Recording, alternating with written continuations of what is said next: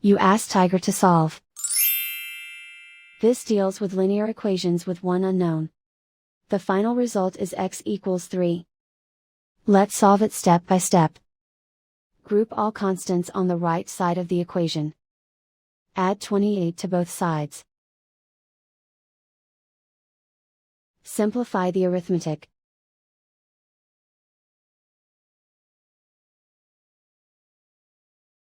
Isolate the x.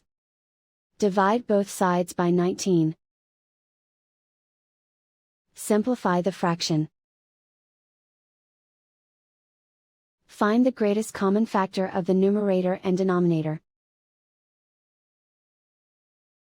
Factor out and cancel the greatest common factor. And so the final result is x equals 3.